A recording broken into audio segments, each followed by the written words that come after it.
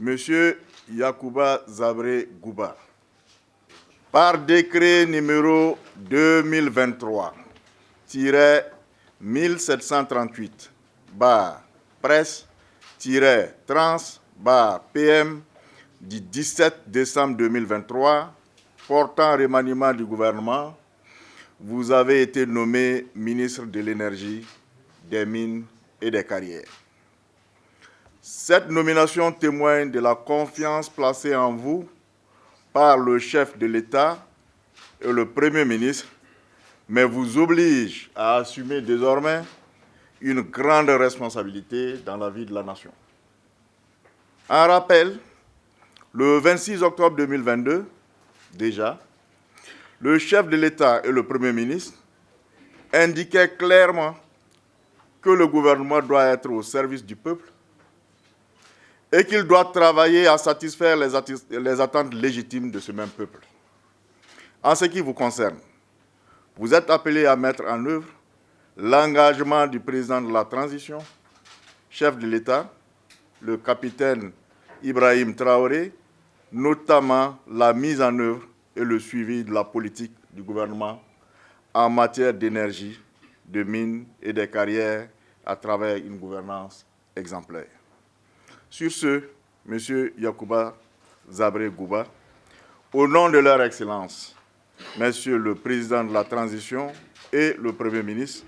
je vous déclare solennellement installé dans vos fonctions de ministre de l'Énergie, des Mines et des Carrières ce jour 22 décembre 2023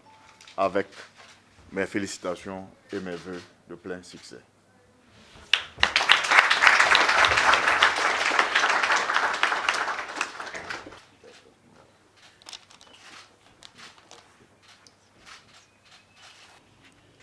En cette circonstance solennelle,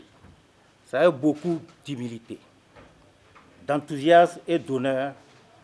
que j'accueille la confiance que les Excellences, Monsieur le Président de la Transition, chef de l'État, Monsieur le Premier ministre, chef du gouvernement, ont bien voulu placer à ma modeste personne en m'appelant à la tête de ce département. Aussi, voudrais-je, à travers ces propos, exprimer toute ma gratitude, ma reconnaissance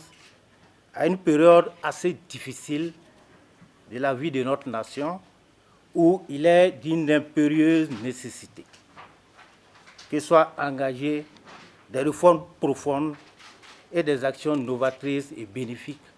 au profit de notre chère patrie. Je mesure l'immensité et l'ampleur des nouvelles responsabilités qui m'attendent, mais je reste convaincu que c'est ensemble, avec l'ensemble des collaborateurs, que les grands défis du moment seront relevés. Ayant un même destin et un même territoire à défendre, nous devrons, chacun à quelque niveau que ce soit, être un vecteur essentiel dans la mise en œuvre des actions prioritaires de la transition pour qu'à l'heure du bilan, nous puissions voir avec fierté notre contribution à cette œuvre. Nous devrons être des acteurs de l'intérêt général, cultiver le sens du devoir patriotique et du service public afin de relever les nombreux défis qui se posent à nous. Il s'agit aussi bien d'agir autrement, d'oser, d'innover, de travailler à la fois dans l'urgence et dans la prospective. C'est pourquoi les actions à mener